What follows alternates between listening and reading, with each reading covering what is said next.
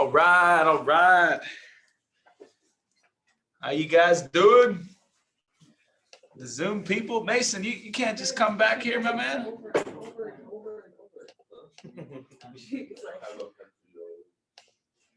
Who doesn't have a pen?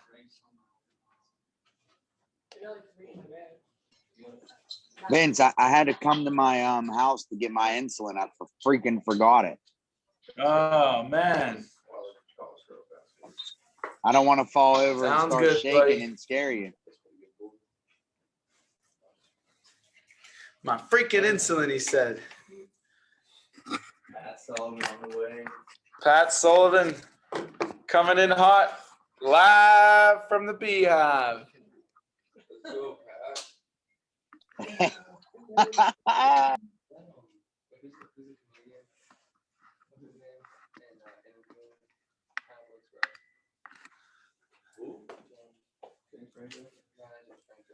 All right, guys, can you hear me? Matt Jans, Megan, Omar, ain't doing no sales coffee with not videos up in here. Look at that dog in the back. Let's go. Why did Mason just come in here? Mason already told us why he's not in here. He had to go back to grab his freaking insulin, he said. Don't you pay attention, bro? So many people late. Give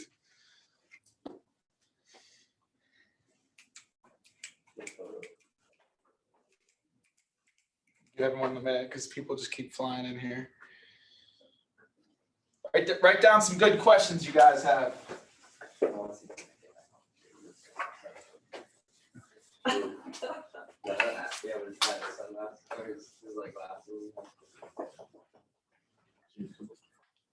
All right, you in the sales call today, bud?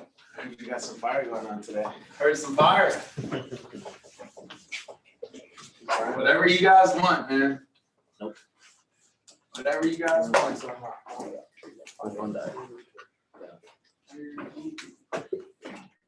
You guys see this okay? Probably not. Marvin, can you go find me a black marker from my office? That way we can have everyone see it. Okay, I think we're all in now. We're all good to go.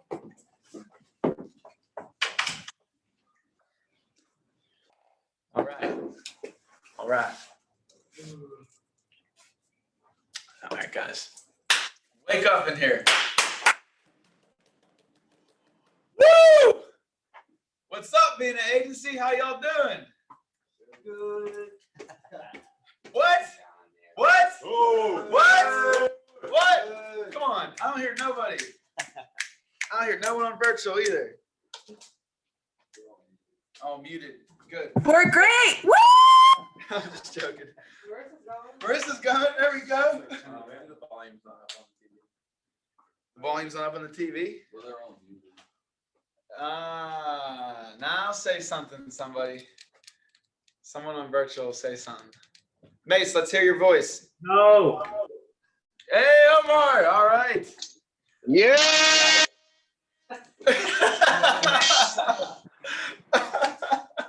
Woo! What's up, Drew? Oh, hold on. Just a quick heads up, Tommy runs that pipeline. At 11? So good. Okay. All right. Make sure you get your pipeline on the pipeline meeting. Put that in the managers group real quick for us so that everyone can get reminded. All right, guys. So we're knee deep in the first week of March Madness. It looks like I'm getting blurred out. Oh, now I'm good again. We're knee deep in the first week, guys. Technically the second week. It's a 5-week month. Know where you're at. Know your numbers. Make sure you understand we have only so many more turn-ins for ALP. Andres, I need to see a video, big dog. Are you getting Das Boot? Yeah, So I got you. We got a couple more turn-ins left, guys. We have next Wednesday, the 10th, the 17th, the 24th, and the 31st. Okay? So if you're at $5,000 today and your goal for the month was 20, you got 4 more turn-ins, if I'm not mistaken, 1, 2, 3, 4, to get the job done. understand this is your business. You have to be aware and you have to self-evaluate and keep track of this stuff, or you're just going to be flying around by the seat of your pants all month and not know where you're at and not know what hit you at the end of the month when you're only at 10K. So make sure you guys set goals for yourself. I need 5K every turn in for the rest of the month. How am I going to get 5K? Well, if I look back at my record on impact, if you're reporting your numbers correctly, that way you don't have to go off of the agency. You know, the agency average is, 50% show ratio. Out of those people that showed, 1 out of 3 is a sale, right? Maybe yours is different. All the crap your manager gave me, and you came in here a little bit late. Man, Josh, no, I'm kidding. Oh, okay, big dog. That would have been dope. Some morning ALP. I bet Javon knows how much he needs every month, every week to get in there for his goal. So know your guys' numbers. Go to your impact. You'll be able to see your averages. You can go to, it's called My Reports, and you can go to the production averages and ratios section on impact, and you can check. Typically, when I book people, I see this much. Okay, well, if I see this much when I book this much, now I know how many appointments I need to set to see a certain amount of people. And then the sale ratio, the close ratio probably is going to be right along the average for the agency. I haven't really seen too many people beneath 25%, 30% closing ratio. So guys, just know your numbers there. Get the amount of appointments that you need to have set to get the presentations that you need for the sale. So if I'm trying to do 5K a week, like I was saying before, I know that if I'm looking at my averages, maybe about 50% show. Okay, so if I need 5K, average ALP is 1,000, I need 5 sales. If 50% show and 1 out of 3 of those I close, then you can do the math there, guys, in your own head. I want you guys to write down what you need right now so you can have this for the rest of the month. Write down what you need. Write down the ALP each turn in that you're going to need to have. So if I need 5K this week, my average sale is 1,000. I need 5 sales. Let's see here. So 1 out of 3, that would mean I would need to present to 15 people and I would need to have 30 booked because my show ratio is 50%. So 30 appointments booked is going to let me present to 15 people. And if I close 1 out of 3 of those, sorry, that's not, or that is right. Yeah, 5 sales. If I close 1 out of 3, that'd be 5 sales, 1,000 ALP each. And that was what I would wake up every morning and write down. Every morning. And if you're in the field, then you put that on a nice big sticky note on your dash on your car. So every time you get out of a sale, you subtract that little number off the 5K. You'll be amazed how much closer you are than you think. And you'll be amazed at what that does to your brain when you see that number counting down every day. It gets more achievable and more achievable and more believable every time. That's what will carry you on to get the job done. Not just a mindless idea that I need to get ALP. That's not going to get the job done. You have to be specific with this stuff, intentional with this stuff. Now, I know a lot of us have some POS in this room, so I'm going to kind of orient this to POS training today. I'm sure you've been getting a lot of that. And mostly what I'm going to be doing, guys, is taking some questions. I want to always open up with some questions and see if that doesn't take us to the end. And then, on top of that, guys, based on your questions, I'm going to just elaborate on some things that you guys might not know yet, like paid up options, cash value, certain things that you'll see in a POS sit that you're going to need to overcome. But let's start off with some questions. Who's got some good questions? Who's been struggling a little bit? Who has some questions about some presentations or some missed sales that they had? Steven, yes, sir. How do you approach associations? Like in a sit rather than like just a regular union? Association and a sit? What are the slight differences? So Steven asked, how do you approach an association compared to like a union, right? So with an association, first thing you want to make sure you do is don't keep dropping the your union. They're going to be like, what is he talking about right now? Like, that's why your union sets you up. Like, you got to, that's the first thing. If you're sitting down with an association, don't be dropping the union thing every now and then. They'll be kind of like questioning you more and more. But understand that each association, they're the same way as a union. They pay yearly memberships, or it could be monthly. For an example, when we used to work with the AM vets, the VFWs, they were an association. They all were individually owned little AM vet departments. They had their own little local numbers too, chapter numbers. And those guys and girls would pay a yearly fee to be a part of that association. And for paying this yearly fee, they would get little incentives. Right? Like for the AM vets, always able to use their bar restaurant room, always able to come in and eat and be a part of their catering, takeout type, little, sometimes when the country wasn't shut down, it's a lot of things AM vets are doing. They're doing Toys for Tots, they're doing little drives for the communities. They're having banquets at the I can't remember what it's exactly called, at their little bars there. I don't want to say bars because it's not just only a bar, but at their little The banquet hall. Yeah, banquet hall. A legion, exactly. Yeah, at their little legions, they'll have like these banquets, they'll have food, they'll have little drives, right? So every member pays those fees because now they can benefit, right? So it's the same concept. Your association, they saw the same value that our union members do. And they thought that partnering with us would provide, the same value that it does to our union members. So Mary, I'm not sure if you knew this, but the reason why your president or your whoever contracted through us is because we work with all the labor unions in America, and we provide them with no cost benefits. One of those is like a health services discount card. I'm sure you got health insurance through work, just like our union members do. But the unions partner with us. The unions pay union dues for these because there's always out-of-pocket expenses that these union members' health insurance doesn't cover, like dental, vision, prescription. I'll drop a few main ones. There's also a child safety kit in there. Since we work with the police union as well, they give us these child safety kits at no cost. And then there's a free final will and testament in there as well for you guys. So your president, Joe Schmo at the association, he or she saw the same value in those benefits that our labor union presidents did for you guys as well. Does that kind of make sense, Stephen? Why we're a partner with you guys?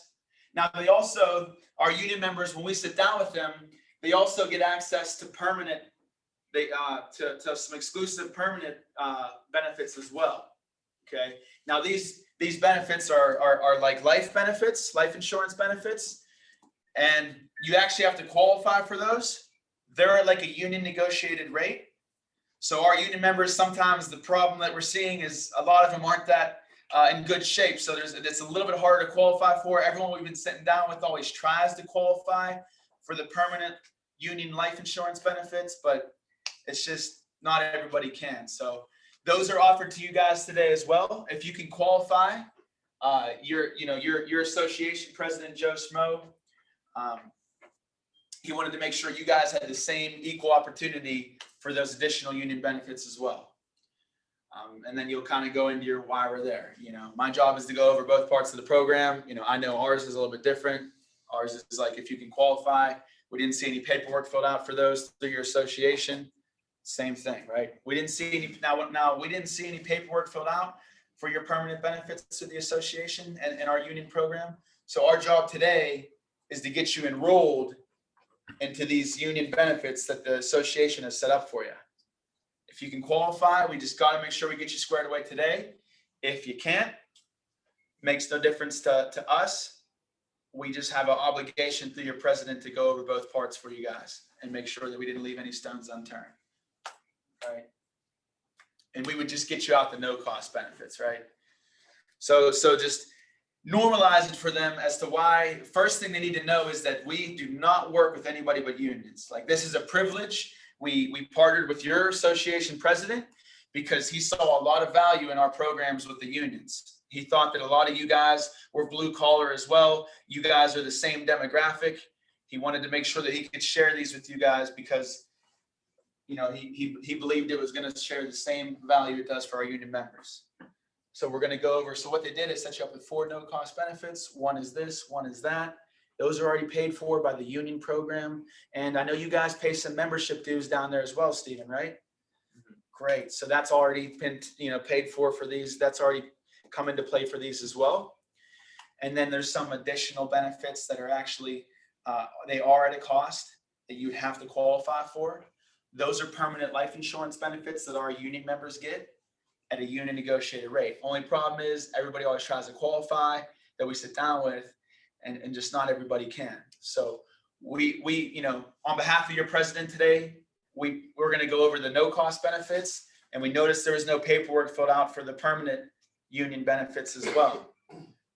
So your president wants us to get all you guys enrolled into those permanent benefits as well. If you can qualify, we'll get you enrolled today while we're out here during your enrollment period. If you can't qualify, it makes no difference to us.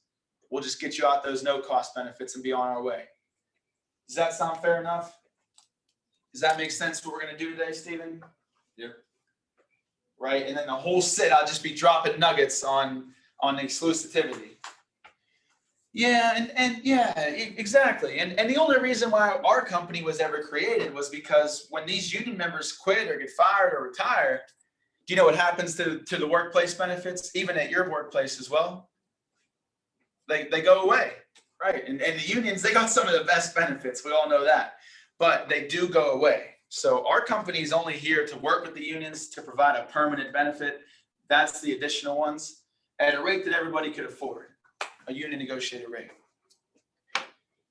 And you can just keep building that, you know, credibility about how we're just here to help out the middle class. When it comes to the financial services industry, typically the middle class is overlooked or misled. So that's all we were created for 70 years ago, was to provide a permanent benefit, educate everybody, and save you guys some money with these no cost benefits as well. The more you make it make sense to that association member, the more like surprised and appreciative he's going to be. He's going to be like, damn, I've been paying $50 a year to the, what is that? What did you have? The Nurses Association or something? Yeah. That's a good one. That's a fire one. That's probably the best association I've ever seen. God bless Chicago. But, you know, that's a little bit, I'm sure I would put a little bit of a different spin on the nurses there for sure. I'd be like, you know, we work with nurse unions all over are you in the SCIU by chance? You're not in the SCIU? Okay, well, I'm sure they had this contract with you guys because you were one of the nurse groups that aren't in the union. So they wanted to still provide these union benefits to you. Here's the thing. You're not going to have to be in the union, pay any union dues. Since your nurses association contracted through us, you'll be able to have access to the same union benefits that our union healthcare workers get as well. You know, there's all kind of ways you can spin it. You got to be a master at spin selling. The better you are at that, the more sense it makes to them. Sale is going to be a layup. Oh, I mean, he's right. I've never, guys, we kind of take for granted our presentation. Like these people, when you get into term and whole, like it's on from there. They're wondering, what is my stuff? How does it work? Dear Lord, I hope I have the one that he's drawing about whole life, because I had no idea there was even differences between life insurance before he got here today. All they've seen is TV commercials and online ads. No medical exam required. Guaranteed issue. Life insurance starting as $1 a day. Yeah, that's your first premium. Guess what they're going to want the second month and forever after. That's what happens when you see life insurance starting as cheap as $1 a day. That's what they're talking about.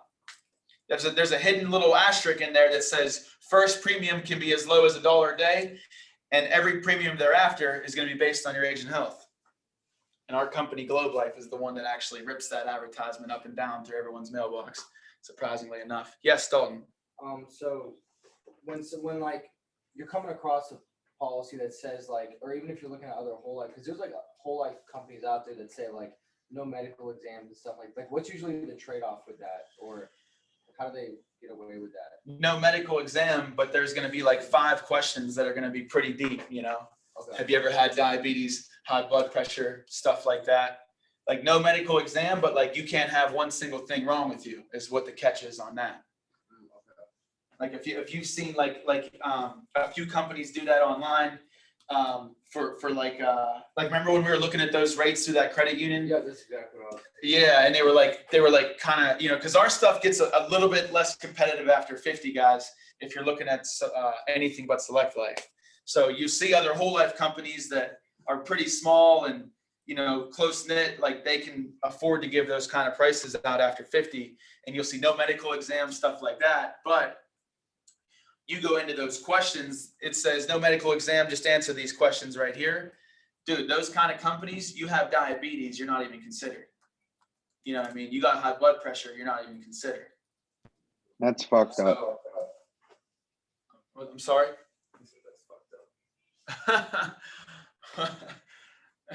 You're going to be recorded. This is going to be on YouTube, Mace, so be careful. I think the things were. Oh, that's great. Things were off. I was like, Yeah, it is rough, whatever's going on here. Let me use my webcam here, guys. Give me a sec.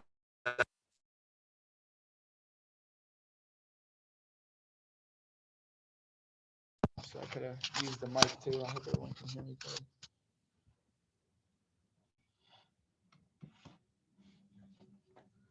Oh, whoa. Whoa. All right. Hey, Vince, I got a question for you, bro. Yes, sir. Give me 1 second. Want to make sure I answer everybody's in a good order here. Can you guys hear me and see me okay over there? Okay. All right. But does that make sense, D? Like the no medical exams, they're going to be very, very tight underwriting, very tight.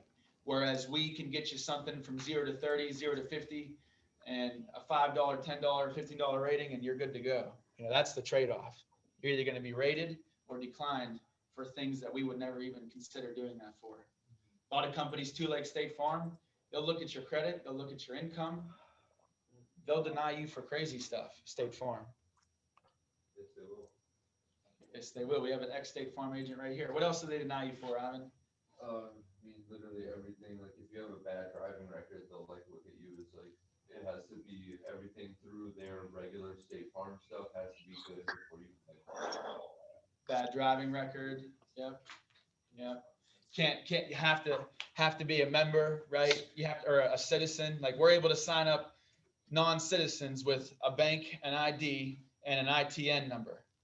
State Farm wouldn't even consider that in a million years. It's giving you any life insurance if you didn't have a real social and a real citizenship. You need 2 forms. Yeah. Yes, Mace. You hear me? Yes, sir. So, bro, there was a couple times where, I was in the intro and I would ask them about their workplace benefits and when they retired or quit or left. But really retirement, they came back with me at, no, see, my workplace, our benefits just dropped to 30% of what they are from when we work there. And that's normally like government jobs. Do we have any sort of paper or files that says like if certain government jobs keep their workplace benefits, but they drop maybe to 50%, or do we just know that over time? Yeah, so good question. So a little bit of both, that's a dying, like that's the last of a dying benefit there. These governments and these state or county unions are sometimes able to give you a retiree life insurance benefit. And some of these firefighters as well, they can negotiate that inside each individual local. Like instead of putting more money into their pension or some other sort of benefit, they may have elected at some point to put that allocated money into having a permanent 15K policy when we retire, right? But when it comes to the permanent insurance that some of these jobs can let you retire with, it's never greater than like 15. It really isn't. Because they can't afford to do anything more than that. They can't just start paying out hundreds of thousands of people $30,000, $50,000. They're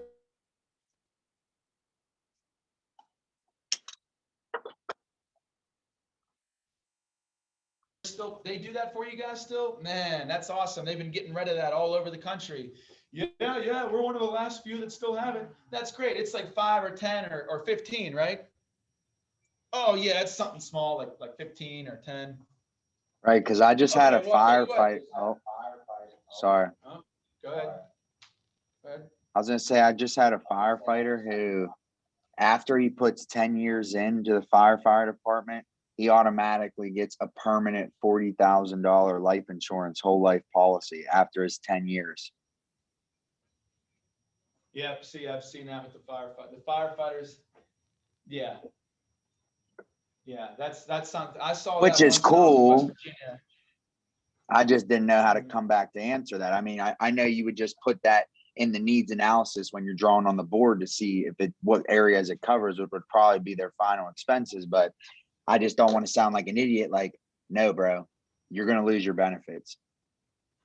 Yeah, so just agree with him and just proceed, because he's still going to buy something, you know what I mean? And here's how you can still leave him with a little bit of a need and a little bit of a concern. You say, oh, that's great, 40,000, that's awesome. Did you guys negotiate that and kind of, instead of putting money into something else, you guys all elected to put money into that benefit? Yeah, we decided to put money from our pension. Instead of putting it in our pension, we put it in there. Great, that's awesome. Now, here's the thing, Joe. It's good that you have that 40,000, and that's definitely rare. We don't see that these days. But the thing is, the firefighters still contracted through us to provide you with this permanent whole life, because that policy there that you have in the next 10 years, 20 years before you retire, they could change the contract, and that benefit could be reelected, and it could be, it's a word I'm looking for, renegotiated, and that benefit can be changed or lowered or taken away. It's, depends on how financially stable the firefighters, your firefighters union stays, because each of these, we're all through the AFFI, the Associated Firefighters of Illinois, but they all have each individual locals with their own presidents and their own money that they put into it, right? And sometimes each individual locals aren't even unionized, but they're just a part of the AFFI. They're just a part of the Associated Firefighters. So a lot of these captains and stuff at these firefighters, they don't even like the unions too much, but most of them are actually union. You just got to make sure you're able to be, well versed. But more or less though, Mace, you can tell him the reason. That's great, and we know you have that. That's awesome. The thing is, though, we really don't see that too much anymore, because a lot of people can't afford to do that. So I hope and I believe that's going to stay there for you. But you just, what we found was, feel, felt, found. I feel you. I understand. That's great. But a lot of people felt the same way, that was going to be enough and that was good. But what we found was it's still not truly guaranteed, because at any point in time, that contract can be renegotiated and that benefit can be lowered or changed or even taken away. And the other even thing if that they the found was, the other thing that they found was there's no cash value built inside of that policy.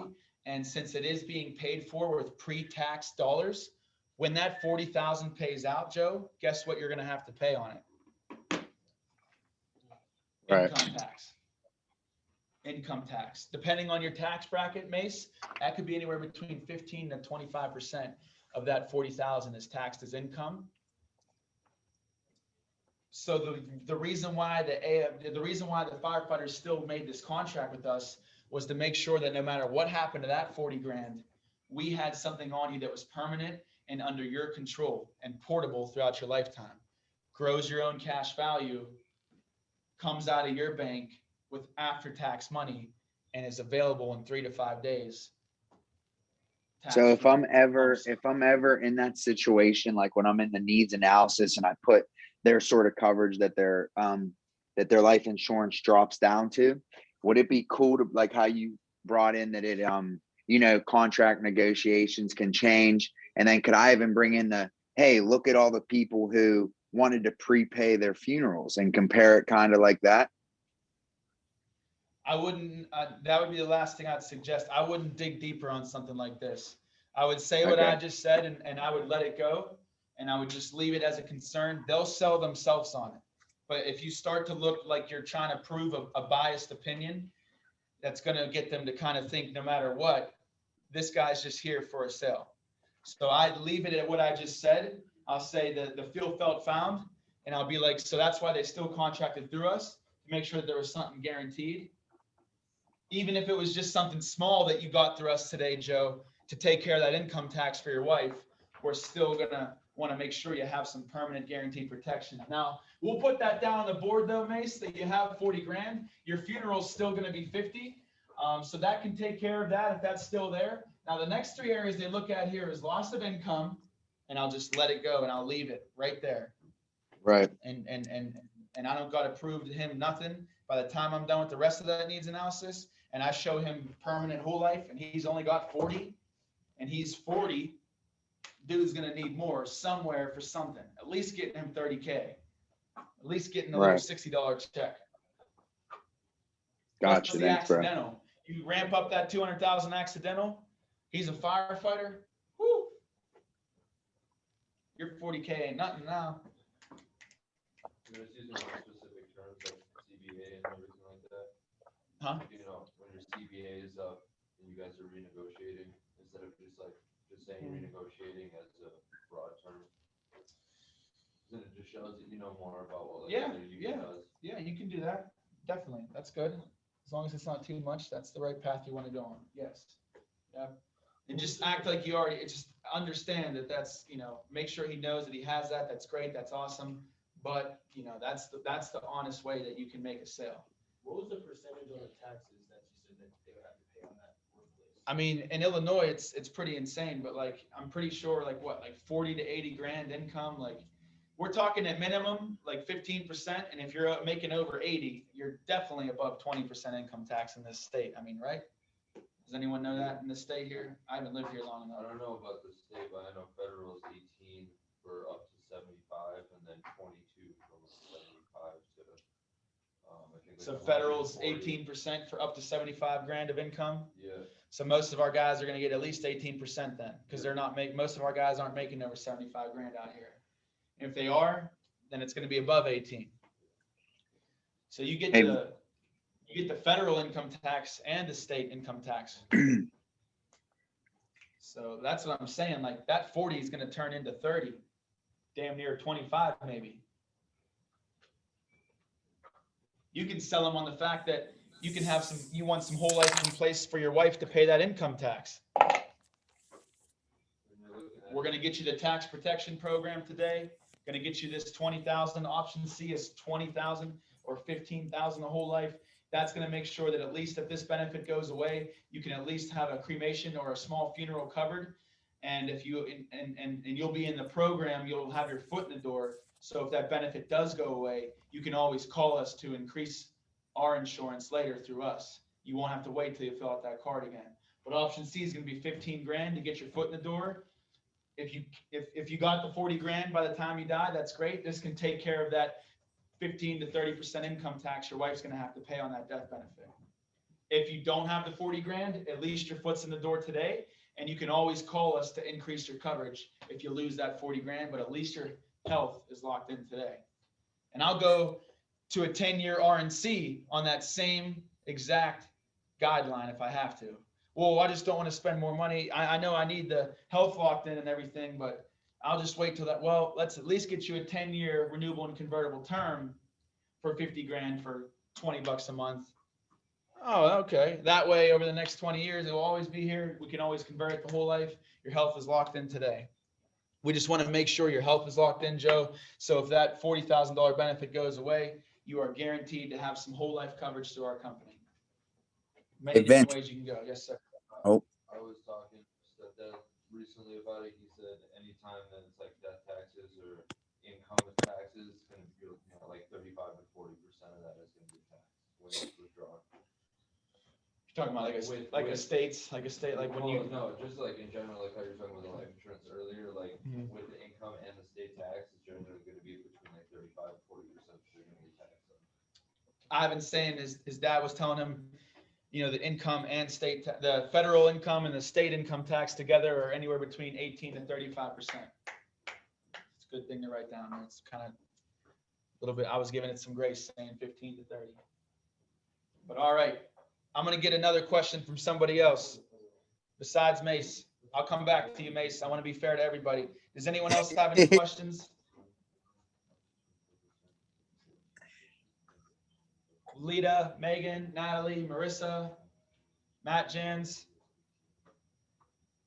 Got to get that video, man. I'm gonna.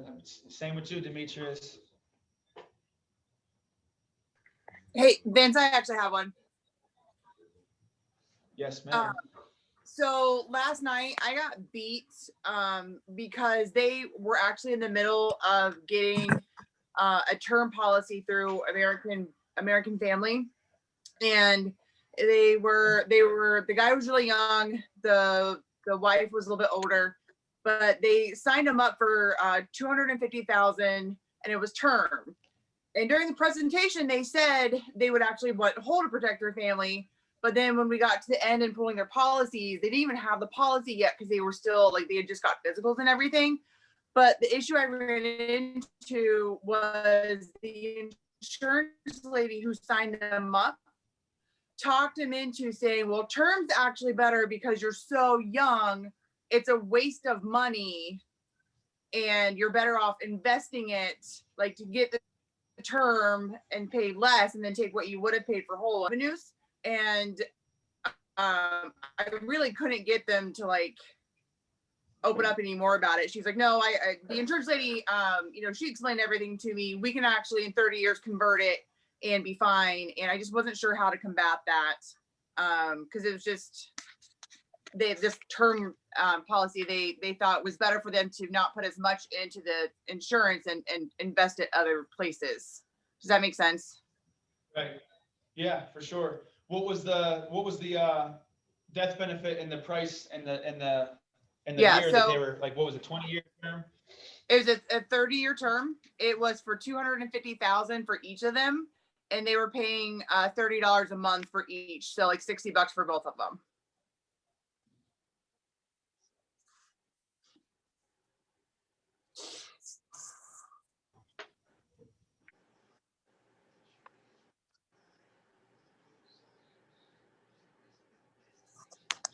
For how much?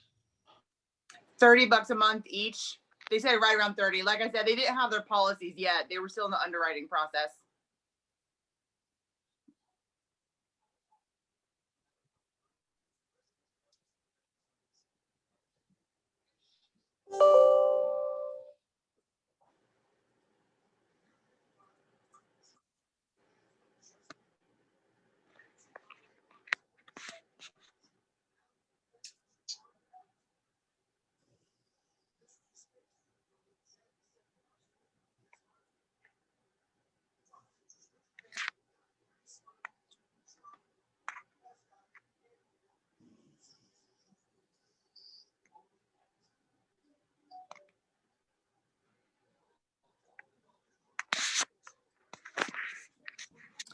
Megan, if they were going to convert it, wouldn't they be paying, even in 30 years, wouldn't they be paying that age? Like they'd be paying that for whole life then, right? Yeah, and they knew that. And they knew the price was going to go up significantly in 30 years. But what the insurance lady basically told them is you have the term just for like, God forbid, if something were to happen when they were younger and they were better off investing it, they'd get more money out of investing the money, like the difference. Hey, So, sorry we lagged out there. What's the price on this 30-year, $250,000 term? it was $30 a month for them, for each of them. $30 a month. Yeah, they said right around. Like I said, they didn't have their policy yet. They were still in the underwriting process. So she said it was right around like $30 to $35 a month.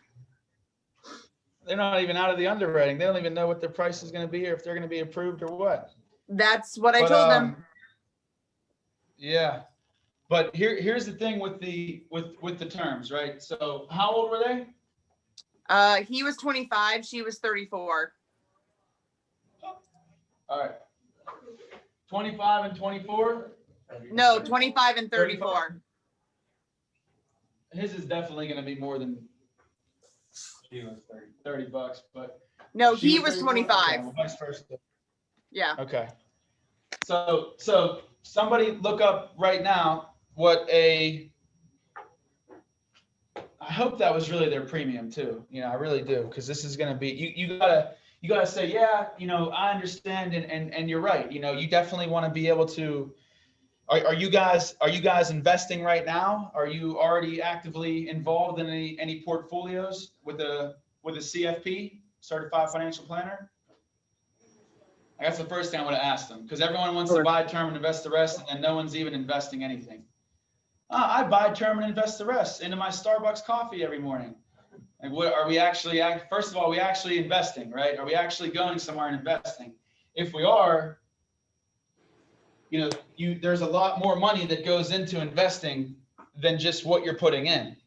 You know, you got 2 to 3% administration fees on your money that's in that pot with your financial advisor every year. And again, we got the income tax, the 18 to 35% income tax. When you look at the state and federal combined, that they're going to pay on those investments if they decide to pull them out, right? But another thing is, if you pull it out before age 59 and a half, you get and if this is like a 401 or a retirement, right? Because a retirement, you get a 10% early withdrawal penalty too. Now, if these aren't retirements and these are like stocks, correct me if I'm wrong, but short-term, long-term capital gains as well, right? Yeah. Bruh, if I'm in That's this another thing. PowerPoint, I went to the one or the Return capital gain. presentations with Mace, this. What? Mace, mute up, bro. And you like sell it, and then you take the money and put it into your actual account, like when you withdraw it from your stock account. So that short term, so you're gonna pay less taxes on the short term. So Let's say if you hold. there's short-term and there's long-term capital gains, guys. Get familiar with those as well. Those are going to hit you on any type of investment that's not a retirement account. Short-term, long-term capital gains. Short-term capital gains come from a gain that you made with an investment that was under a year. Long-term is over a year. Right? We got long-term as well. Right, so now I'm not going to bombard this lady with all this at once, but I'm going to start kind of educating her, planting these seeds, just like I was with Mason's question. Feel, felt, found is a good way to do it, right? Now, a $100,000 policy for a 26-year-old guy is like $60 a month, right?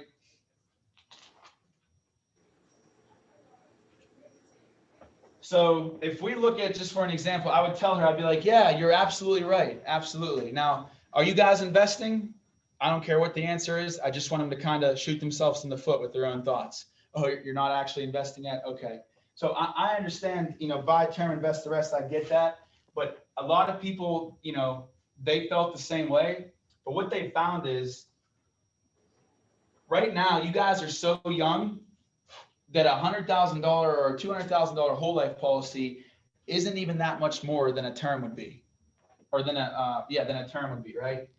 So what they found is they would much rather just keep paying this $1 a day, keep that term. That's good. Keep that for income protection for the next 30 years. That's okay. Keep that. If you can afford that, that's okay. But every good financial planner will tell you, Megan, that you want to have a guaranteed portion of your portfolio. You want to have some things that are non-guaranteed and aggressive.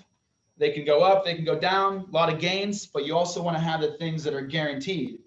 And if your financial advisor was a CFP, a certified financial planner, the first thing that he would get you is term, and not only term, but whole life as well. Because as time goes on, you're going to, let's say you invest this money into the stocks, bonds, mutual funds, you're going to have to pay 18 to 35% income tax on those. Your wife will have to pay that if you do pull those out. And you also have to pay short or long-term capital gains as well. And I would have these percentages ready for her. And during the needs analysis, you know, I would ask her, like, did she tell you what they're investing into? Like what they had? No, she said because they were just in the middle of getting the term that was their next step, is to start investing. Yeah. So tell them like you can start investing and that's great. But honestly, right now, if you grabbed a $100,000 policy with us today for $60 a month, 100,000 a whole life, that's how much it would be for this 25-year-old male here. And it wouldn't even be too much more than like 80 or 90 for the 35-year-old female. And we look at this $30 that you're saving by not having whole life, right?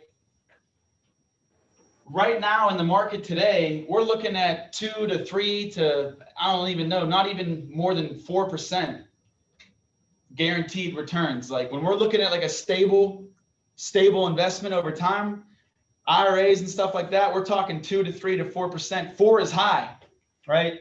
So let's just say you do put this $30 a month into an investment every year. That's $360 a year. And for the next 30 years, you know, let's say you put that in there and just start doing the math with them. I don't have a calculator right now, but If you want to do it for both of them, 720 per year times 30 is 21,600. nice, exactly. So both of them doing $30 a month, both of them doing that, right? Ivan just helped me out, my man Ivan in the building. That's 720 a year for both of them times 30 years is 21,000. Right? And if we're looking at 2 to 3% a year on that, I mean, you're talking about compounding interest, 720 a year, 30 years. Steven's going to do the calculations on that. Get some of these erased, make this a little bit, make more sense here a little bit. Do you want the percentages on the short term and long term? If you have them. Up to 85,000 for short term is 22%, which is what we're usually looking at for income. We'll wrap up on this, guys. You guys will all learn about the way to beat these investments. This is going to take us to 11.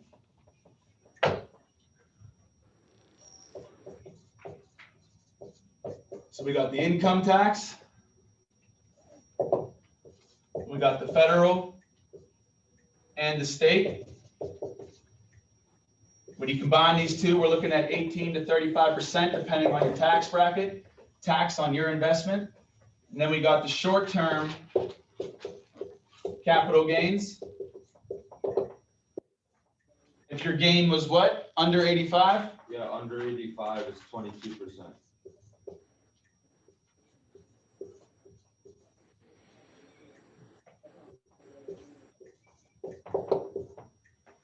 And then long-term under, I mean, it's up to 441,000 of that taxable income is 15%. Up to 400, so 445 and under?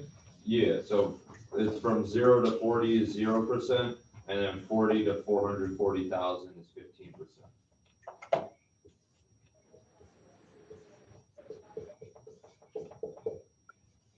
$40 to 440? Yeah, 15%.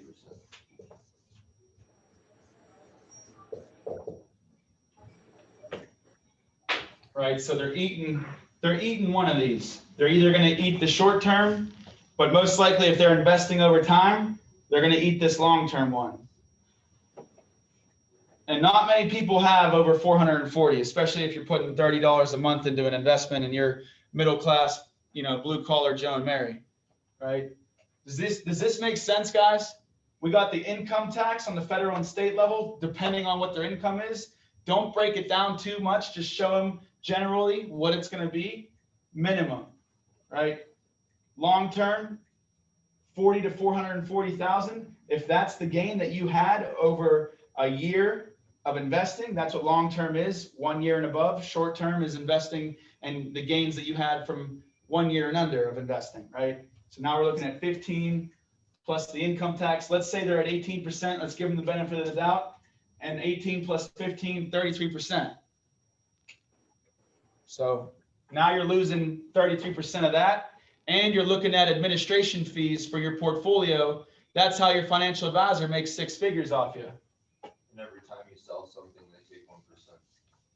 And every time you sell something, they take 1%, right? So let's just meet them in the middle and say 2 to 3% administration fees. And those administration fees are every year. So if you got 100 grand in there after 1 year and he grew that whole 100 grand, he's taking 3 grand. Next year, you got 120 in there, he's taking 4 grand. 3 grand, 4 grand, 3 grand, 4 grand, 5 grand, 6 grand, the whole course of your life. 8, 9 grand, 10 grand over 30 years. That's another $250,000 right there in administration fees over 30 years. Right? So now we take this, Matt, did you get that compound interest there on that 720 a year? Yeah, I just put it into a calculator on the internet. And what did you get? If they're adding 720 each year, What interest rate you use? 3%. 3%. They're only getting, after 30 years, 37,000. I mean, that's just like the future value. 3% after 30 years. That 3% interest. And he might have 8 1 year and he might have 2 the other year. He might lose, he might gain. 3% is just the average. 3% after 30 years on that 720 a year investment is going to gain you how much on 720 a year? Like the future, like the total investment after 30 years would only be 37,000. 37,000. So from the principal of just the actual 720, what do we have, 22,000? 720 a year times 30? Yeah, 21,600. 21,600. You add this interest here, the 3% gains too, and we had 37. Yeah. So what, we gained like 16. 16,400.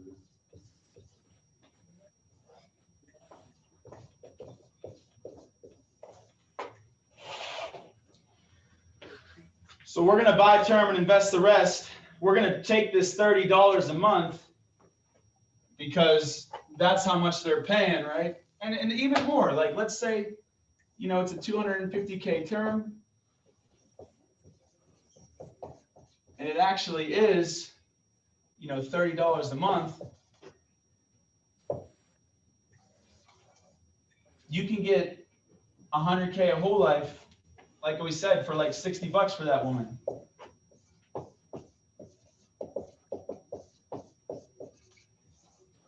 Right?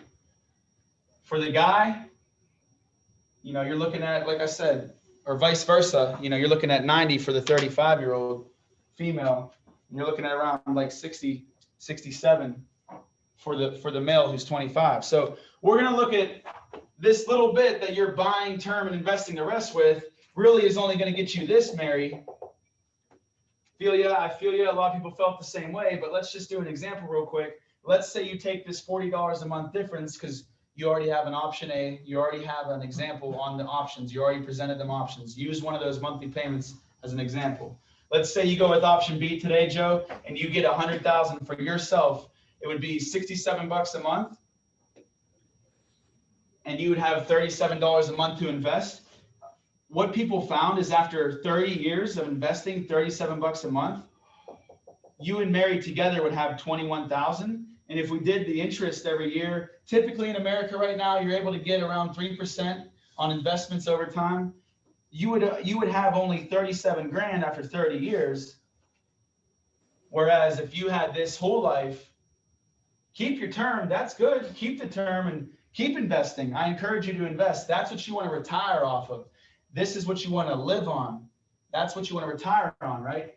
This whole life though, that's what we want to die on, because this is always going to pay you out 100,000, and your cash value in here at 65 is 37,000.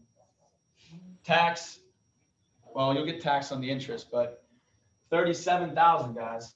No short term, no long term, just income tax on the interest earned, not the premiums going in. So over here, your money is still being invested the same way it would if you were to buy term and invest the rest. And we don't even charge you any administration fees or any short-term or long-term capital gains on this either, Mary. You don't even want to see what this 37 would really be after all the taxes and fees are done with it too. So what people found, what our union members found is they would much rather pay $30 more a month to guarantee 100,000 to pay out to their family. And if they didn't need the 100,000 by the time you're 65, Joe, we'll let you walk away with 37 grand. Same thing you would have had down here. So I just doubled your investment by just spending $30 more a month. And for the whole life, you're protected with the 100 grand. Then you have the paid up option as well, guys. A paid up option for a 25-year-old with 100,000 the whole life. Paid up option at 65 is around 88 grand. So we can pay 30 grand in this whole life until age 65, and we could take 37 grand out and cash it in, or we could stop paying at 65 and keep 88,000 as a death benefit as well. Again, that's a guaranteed double 200% almost increase on your money, Joe, just by grabbing the whole life today. That's why the whole life is a no-brainer, and that's why every good financial advisor will tell you that you want to have whole life for the guaranteed portion of your portfolio, and you want to have your investments and your term and everything for the non-guaranteed, right? So keep your term, keep this. You're going to need as much as this as you can to retire on. You don't want to take 30 grand out of here just for a funeral because we didn't have the whole life. Now, as long as that $30 a month you guys are paying, is it $30 each? I'm guessing it was. Yeah. As long as that $30 each that you guys are paying doesn't stop you from getting the whole life you need today, I would keep that term. I would keep the $250,000 term. That's a good move on your end. You can have that $250,000 for the mortgage. How many years left on your mortgage? 30 years. Boom, great. But you still want to grab, 50 or 100,000 of our whole life today because your money is growing at a 4.5% interest rate, and you're always going to have a guaranteed payout, so that Mary doesn't need to drain this retirement you made for her with taxes and fees. Whatever short, sweet way you can deliver that in like 3 different points is good to go. You don't want to be bouncing all over the place though. Like probably the last minute of me speaking was where you want to be with that. I got to start this. All right. Makes sense, guys? All good on that? Did we learn something today? Thumbs down if you didn't, because I want to get with you later and go over this. Is this confusing to anybody? We all good? Thumbs up? I don't see no thumbs up. All right, cool. All right, cool. I still don't like there's a lot of traffic going on. So like you got like one thumb up,